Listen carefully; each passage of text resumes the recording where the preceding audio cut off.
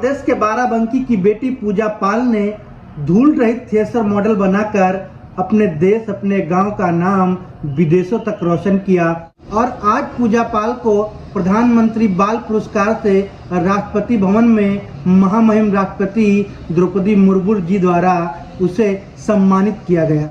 वो कहते हैं ना कि जिसको सफल होना होता है वो बहाने नहीं बनाता, सिर्फ मेहनत और संघर्ष करता है, क्योंकि संघर्ष का रास्ता सीधा सफलता की तरफ जाता है। बाराबंकी की बेटी पूजा पाल की कहानी भी कोई आसान नहीं थी।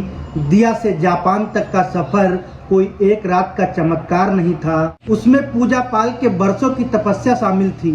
नमस्कार, मैं निर्भय ठाकुर। आज मैं सुनाऊंगा धूल रहित थिएटर मॉडल बनाने वाली पूजा पाल की कहानी।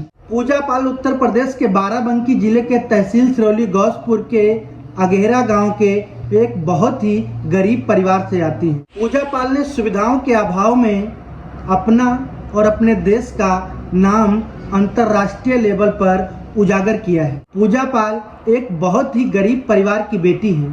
पूजा पाल के पिता पुत्तीलाल दिहाड़ी मजदूर का काम करते हैं। माताजी एक स्कूल में रसोइये का काम करती हैं, खाना बनाती हैं।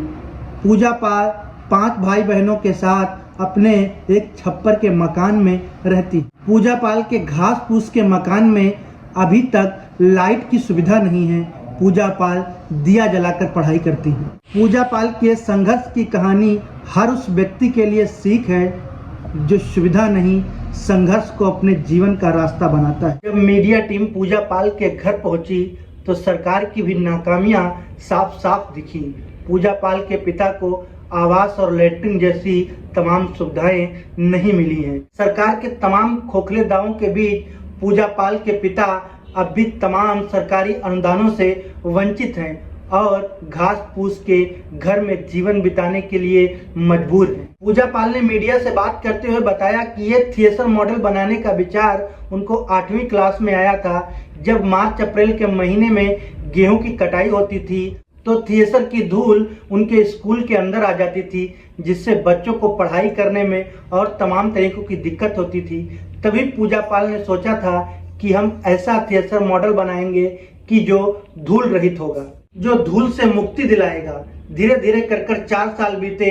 पूजा पाल ने उस मॉडल पर काम करना शुरू किया। जब पूजा पाल 12वीं क्लास में पहुंची तो अपने शिक्षक की सहायता से एक धूल रहित थिएटर मॉडल बनाया, जिसमें अनुमानित लागत 3000 रुपये आई। पूजा पाल का ये मॉडल पहले डिस्ट्रिक्ट, फिर प्रदेश, फिर राष्ट्रीय, फिर अंतर्राष्ट्रीय लेवल पर खूब सराहा गया। फिर पूजा पाल जापान गई। वहां बड़े बड़े वैज्ञानिकों और चाइल्ड वैज्ञानिकों के बीच इस मॉडल को खूब सराहना मिली और बड़ी मान्यता मिली।